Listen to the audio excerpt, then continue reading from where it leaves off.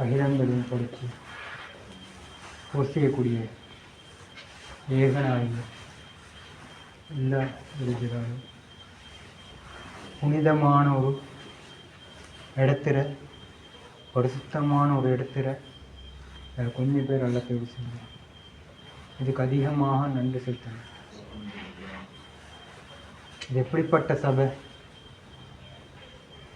மலக்குமார்கள் அல்லாஹ் பற்றி பேசப்பட்டால் வேகமாக வந்து அமரக்கூடிய இடம். அல்லாஹ் பற்றி எங்கே பேசப்படுதோ அந்த இடத்துல இந்த அளவுக்கு நெருக்கமாக வந்து உட்காருவாங்க மலக்குமார்கள். இது அப்படிப்பட்ட சபையை ஒன்று நான் உட்கார்ந்தேன். இந்த பாக்கியம் எல்லாத்துக்குமே கிடைக்கிறது. ஊரில் எவ்வளவோ பேர் இருக்கிற தக்கணம் எல்லாம் எங்களை கொஞ்சம் பேரை தேர்வு செஞ்சிடான். எங்களை கெட்டிக்காரத்தனம் இந்த ஒன்றும் இல்லை. அல்லாஹ் யாரை நேசிக்கிறானோ அவனுக்கு கொடுக்கக்கூடிய பாக்கியம் அல்லாமல் செய்யக்கூடிய பாக்கியம் இந்த துனியாவில். இப்படிப்பட்ட பாக்கியம் அல்லாஹ் எங்களுக்கு அடிக்கடி தந்து கொண்டிருக்கிறான். ஐஷாவுடைய தொழுவை சொன்னோம். மறுபடியும் இன்னொரு அமலுக்காக உட்கார்ந்துக்கிறோம். ஒரு அமலுடைய கபூலியத்துக்கு அடையாளம் தான் இன்னொரு அமல் செய்யக்கூடிய பாவத்துக்கு தண்டனை என்னண்டா இன்னொரு பாவம் செய்யும். அந்த வகையில் அல்ல ஜிலஜிலாலு எங்களுக்கு நல்ல அமல் செய்யக்கூடிய பாக்கியத்தை தந்து கொண்டே இருக்கிறான் அடிக்கடி. இதுக்கு தான் அதிகமாக நன்றி செலுத்தணும். நபி ஸல்லல்லாஹு அலைஹி வஸல்லம் அவங்க சொன்னாங்க, என்னுடைய உம்மத்துக்கு கொடுக்கப்பட்ட பாக்கியம் கொஞ்ச கால வாழ்க்கை, 60க்கும் 70க்கும் இடப்பட்ட வாழ்க்கை, கொஞ்ச கால வாழ்க்கை. ஒவ்வொருத்தருடைய வாழ்க்கையும் ஒரு திட்டம் உண்டு. அந்த திட்டம் ஒரு நோக்கம் என்னண்டா ஒவ்வொருத்தரும் மௌத்த அடைஞ்சே தீர்வோம். ஒவ்வொருத்தரும் மௌத்த அடைஞ்சே தீர்வோம். அதுக்கு முன்னுக்கு இந்த உலகத்துடைய வாழ்க்கை எல்லாம் தந்திடும். இந்த உலகத்துடைய வாழ்க்கை ரப்பு இந்த வழிகாட்டல் காட்டுகிறானோ, நபி ஸல்லல்லாஹு அலைஹி வஸல்லம் எந்த முறையில் வாழ்ந்து காட்டினாங்களோ அந்த வழிமுறையில் நாங்கள் வாழ்கிறது. அதில் மட்டும்தான் வெற்றிக்கு. இந்த துன்யாவுடைய வாழ்க்கை அற்பமான ஒரு வாழ்க்கை. அல்லாஹ் சொல்கிறான் குர்ஆன்ல, கொசுடைய ரெக்கை கூட பொறுமதி இல்லை இந்த உலகத்துடைய வாழ்க்கை உலகம். ஆனால் எங்களுடைய வாழ்க்கையுடைய பெருமதி எப்போ விளங்கும்டா, இந்த துனியாவுடைய வாழ்க்கையில் எப்போ நாங்கள் மௌத்தாவி அடுத்த கட்டத்துக்கு போகிறோமோ அப்போ தான் விளங்கும். அதுதான் நிரந்தரமான வாழ்க்கை, ஆஹிராவுடைய வாழ்க்கை. இந்த வாழ்க்கை கொஞ்ச கால வாழ்க்கை. கண்ணை மூடி திறக்கக்குள்ள இந்த உலகம் அழியக்கூடிய மாதிரி. இந்த நிமிஷம் நாங்கள் ஈக்கிறோம், அடுத்த நிமிஷம் நாங்கள் ஈப்போமா இல்லையான்றது யாருக்குமே நிச்சயம் இல்லை. ஏன் எல்லாருமே குறிப்பிட்ட ஒரு கால வாழ்க்கையில தான் வாழ்ந்து கொண்டிருக்கிறோம். கொஞ்சம் கால வாழ்க்கையில் வாழ்ந்து கொண்டிருக்கிறோம்.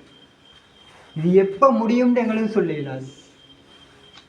அதனால தான் அல்லாவுக்கு பிடிச்ச மாதிரி நாங்கள் வாழ்ந்துட்டு மௌத்தாகணும். ஒரு நாளைக்கு 17 தடவை அல்லாவோட பேசக்கூடிய சந்தர்ப்பம் எங்களுக்கு கிடைச்சி கொண்டேக்கு தொழுவை உடையப்பா. அந்த தொழுவையில இன்றைக்கு எத்தனையோ பேர் அல்லாவோட பேசக்கூடிய சந்தர்ப்பம் கிடைச்சும் தொழுவையின் பக்கம் வராமல் இருக்கிறாங்க.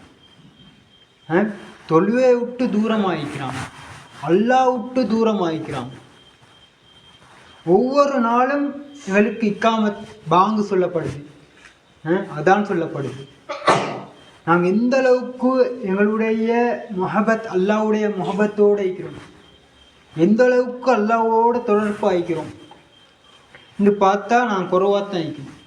அதுதான் அதிகமாக சொல்கிறாங்க உலமாக்கள் சொல்கிறாங்க. எப்படின்னா அதிகமாக அல்லாவை பற்றி ரசூலை பற்றி மார்க்கத்தை பற்றி இடைக்கட பேசிக்கொண்டே இருங்க. உங்களுடைய கடைசி முடிவு எந்த நிலைமையில் எப்படி வந்து அமையும்னு தெரியும். அதனால் அதிகமாக அல்லாஹ் பற்றி ரசூலை பற்றி மார்க்க விஷயங்களை பற்றி மௌத்தை பற்றி அதிகமாக பேச சொல்கிறாங்க. அல்லாவுடைய சிந்தனையோடு வாழ்கிறதுக்காண்டி தான் அதிகமான முறையில் அல்லாவோட பேச்சு சிந்தனைகளோடு வாழ்கிறது. அதுக்கு தான் திக்கீர். அதிகமான முறையில் திக்ர் செய்கிறது, அல்லாஹ்வுடைய சிந்தனை அதிகரிக்கக்கூடியது. இந்த உலகத்திலேயே ஒருத்தருக்கு மிக பெரும் ஒரு அருட்கொடை எப்படி இருக்கின்றார், அல்லாஹ்வுடைய சிந்தனையோடு வாழக்கூடிய சந்தர்ப்பம், திக்ர் செய்யக்கூடிய சந்தர்ப்பம் தான். சொர்க்கவாதி கூட கவலைப்படக்கூடிய நிலைமை உண்டு, டைம் உண்டு. என்ன காரணம்னா இந்த உலகத்துடைய நேரத்தில் இந்த நேரத்தை நாங்கள் வீணாக கழிச்ச நேரத்தை பட்டுத்தான் அவன் கவலைப்படுவான். நான் ஒரு சுபானல்லா கூடிய சொல்லிக்கலாமே, என்னுடைய அந்தஸ்து கூடிய இருந்திக்கும். அங்குள்ள அந்தஸ்து எப்படி இருக்கும்?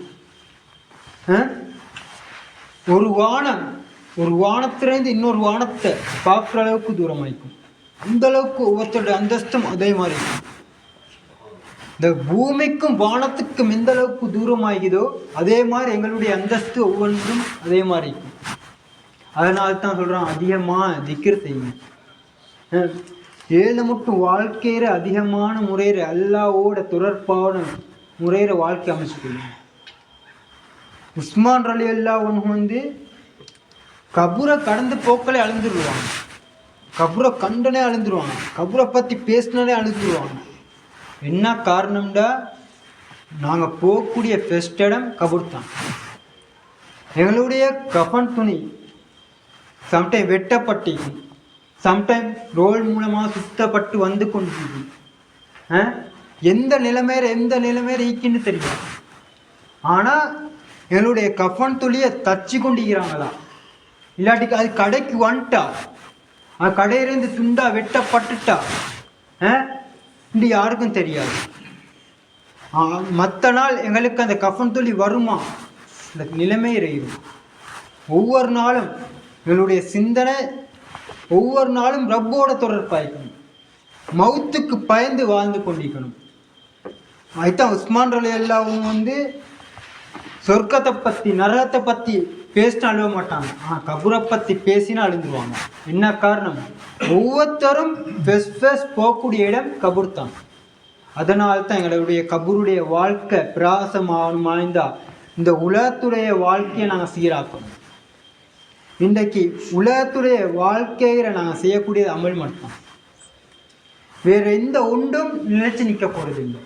சொத்து செல்வங்கள் ஆய்க்கலாம், ஆடம்பர வீடுகள் ஆய்க்கலாம், எந்த ஒன்றும் நிலைச்சு நிற்க போறதில்லை. எங்களோட கூட வரப்போறது அமல் மட்டும்தான். இந்த அமலைத்தான் நாங்கள் அதிகமான முறையில் அல்லாஹ்வுக்காண்டி இக்லாஸோட நல்ல அமல் செஞ்சு கொண்டு போகணும். எந்த ஒரு அமல் செய்யறண்டாலும் அல்லாஹ்வோட பொருத்தத்துக்காண்டி மாத்திரம் செய்யணும். ஒருத்தருக்கு ஒரு ரூபா சதக்கா செய்யறனாலும் சரி, ஒருத்தருக்கு ஈச்சப்பல கீர்த்தியை கொடுக்குறனாலும் சரி, அது அல்லாஹ்வுக்காண்டி இருக்கணும், அது அல்லாஹ்வுக்காண்டி கொடுத்ததா இருக்கணும். ஒருத்தர் மலையளவுக்கு நன்மையை கொண்டு வருவார், ஆனால் மக்கள் ஆடம்பரமான முறையில் பேசணுன்றதுக்காண்டி அவர் செஞ்ச அமல்களை அல்லாஹ் ஒரு நாளைக்கு எப்படி தூக்கி வீசுவான்டா, அவனை முகத்திலே தூக்கி வீசுவான். பழைய துணியை வீசுகிற மாதிரி அவன் முகத்திலே வீசுவான். நாங்கள் எந்த ஒரு அமல் செய்கிறதா இருந்தாலும், ஒரு சுப்ஹானல்லாஹ் சொல்கிறனாலும், எந்த ஒரு விஷயம் செய்கிறதா இருந்தாலும் அல்லாஹ்வுடைய பொருத்தத்துக்காக மாற்றி நாங்கள் செஞ்சுருக்கோம். ஒவ்வொரு விஷயங்களும் ஒவ்வொரு வார்த்தைகளாக இருந்தாலும் அல்லாஹ்வோட தொடர்பு. ஏக்காயன் தான் இன்றைக்கு 4 மாதம் 40 நாள் போகக்கூடிய சொல்கிறாங்க. என்ன காரணம்னா எங்களுடைய அமல் ஈமான் சாதி மக்கள் இன்றைக்கு எத்தனையோ மக்கள் மஸ்ஜிதை விட்டு தீனை விட்டு எல்லாத்த விட்டு தூரமாகி கொண்டு போகிறாங்க. அவனுடைய வாழ்க்கை, அவன் ஒரு நாளைக்கு நான் தொழுவாமல் மௌத்தாயினண்டா அவனுடைய நிலைமை என்ன? கபூர்ல கேட்கக்கூடிய கேள்வியில் பெஸ்ட் கேள்வி என்ன? தொழுவை பற்றி தான் கேட்கப்படும். அது சீரில்லாட்டி மற்ற பற்றி அதை பொறுத்தான். அவனோட தொழுவை சீராயிட்டுன்னா மற்ற விஷயங்கள் எல்லாம் ஹைராகும். மற்ற எல்லா பாவத்தை எப்படி பாவத்தை பொய் சொல்றது பாவம்னு நினைக்கிறான், களவு செய்யறது பாவம்னு நினைக்கிறான், வேற இன்னென்னோ பாவம்னு நினைக்கிறான். ஆனால் தொழுவையை விடுறது பாவம்னு நினைக்கிறான் இந்த மனிதன் இன்றைக்கு. ஆனால் தொழுவையை விடுறது மிகப்பெரும் பெரும் பாவமாயிக்குது. இன்றைக்கு யாரும் உணர்றது குறவு. அதனால்தான் எங்களுடைய வாழ்க்கையை நாங்கள் சீராக்கணும் அணிந்தா 4 மாதம் ஒரு 40 நாள் அல்லாட பாதையில போயிட்டு முயற்சி செய்கிறது, என்னோட அமலை ஈமான சரி செய்கிறது. இந்த உலகத்தில் அமல்கள் உண்டு, ஆனால் விசாரணை இல்லை. ஆனால் மறு உலகத்தில் அமல்கள் இல்லை, விசாரணை உண்டு. அதுக்காக இந்த கால நேரங்களை கேட்குறாங்க. ஈமானுடைய வாழ்க்கையை வாழ்றதுக்காக வேண்டி எங்களுடைய மனைவி பிள்ளைகள் ஆய்க்கலாம், எங்களுடைய சுத்திக்கக்கூடிய உறவுகள் ஆய்க்கலாம், எல்லாத்தையும் தீனின் பக்கம் தீனோட தொடர்பாகக்கூடிய ஒரு உழைப்புண்டு இருக்கின்ற இன்றைய காலத்தில் இந்த ஜமாத் 4 மாதம் 40 நாள் 3 நாள் போலத்தான் எங்களுடைய அமல் ஈமானம் சரி செய்கிறதோட மக்களையும் மஸ்ஜிதோட தீனோட வழிகாட்டுது. அந்த அடிப்படையில் தான் எல்லாருமே உலகத்தில் எல்லா இடத்துலையும் முயற்சிகள் நடந்து கொண்டிருக்கு. அந்த அடிப்படையில் சொல்லுங்களேன், இன்ஷா அல்லாஹ் யார் 4 மாதம் போகிறது இல்லை, இன்ஷா அல்லாஹ் உங்களுடைய நியத்தை வெளிப்படுத்துங்க, இன்ஷா அல்லாஹ்.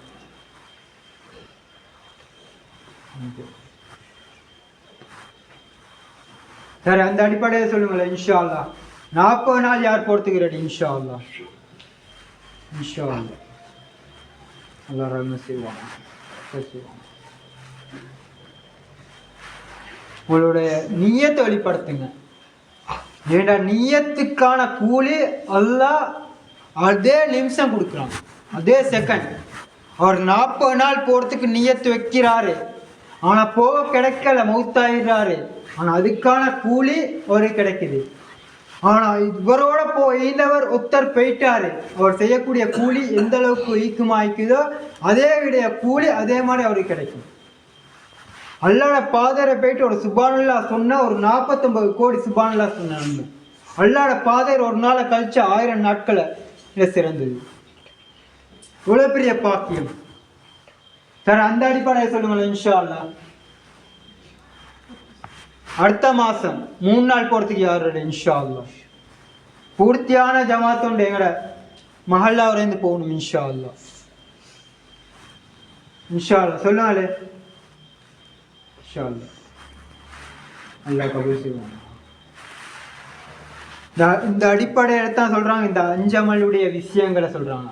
இந்த 5 அமலை நாங்கள் சரியா செஞ்சா அல்லாஹ்வுடைய முஹப்பத்தோடையும் தொடர்பாய்ப்போம், அதே மாதிரி நாங்களும் பாதுகாப்பு வைப்போம்.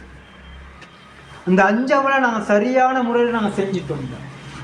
அதுதான் சொல்றாங்க, காலையில் தாலி அறவோட தாலி வாசிக்க சொல்றாங்க.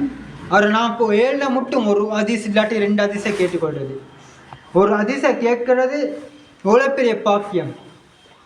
அந்த வாழ்க்கையில் எடுத்தாலும் சரி, எடுத்து நடக்கலாட்டும் சரி, 1000 ரக்காத் நஃபில் தந்த நன்மை.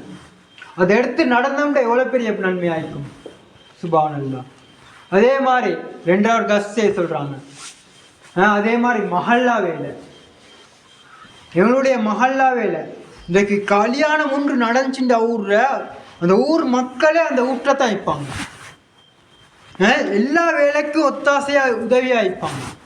ஆனால் மஹல்லா வேலைன்றதே ஊருள் உள்ள மக்கள் அனைவரையும் கூப்பிட்டு அன்றைக்கு தீனுடைய விஷயங்களை முதாக்கரை செய்யக்கூடிய நாள், மஸ்ஜிதோட மக்களை தொடர்பாகக்கூடிய நாள். இப்படிப்பட்ட பாக்கியம். அதோடு நாங்கள் 7 மட்டும் கொஞ்சம் கால் நேரத்தோட வந்து கஸ்துக்கு உதவி ஆயிக்கிறது, திக்கிர் வைக்கிறது, அப்படி சில அமல்களுக்கு அதோடு நாங்கள் தொடர்பாய்க்கிறது. அதே மாதிரி 2ஆம் மஹல்லா எங்களுடைய தாய் வீடு மாதிரி, என்னுடைய தாய் வீடு மாதிரி. பக்கத்து மஹல்லாவரை போயிட்டு அங்கே உள்ள அனைவரையும் பார்த்து 7 மட்டும் மக்களை மஸ்ஜிதோடு தொடர்பாக்குறதுக்கு முயற்சி செய்யுது. எங்களோட மஹல்லாவை எப்படி நாங்கள் கவனிக்கிறோமோ அதே மாதிரி மற்ற மஹல்லாவரையும் போயிட்டு இந்த உழைப்பு செஞ்சு மக்களையும் மஸ்ஜிதோட தொடர்பாக்குறது. மஸ்ஜிதோடு மட்டுமல்ல அது தொடர்பாகிறது, ஆயிராவுடைய வாழ்க்கையில் அவரை வெற்றியின் பக்கம் காட்டுறது. அதே மாதிரி மாதம் 3 நாள் தவறாமல் போகிறது. அதே மாதிரி ஜும்மாராத்திரி போயிடுது. இந்த அமலை நாங்கள் வாழ்க்கையில் சரியான முறையில் நாங்கள் செஞ்சு வந்தோம்டா அல்லாஹ்வுடைய உதவியை நேரடியாக காணலாம். இன்ஷா அல்லாஹ் இப்படி செஞ்சு கொள்ளலாம். இன்ஷா அல்லாஹ் இதெல்லாம் கேட்டோம், அதெல்லாம் விலாசுடன் எல்லாமே சொல்லியிருப்பாங்க. சுப்ஹானல்லாஹ்.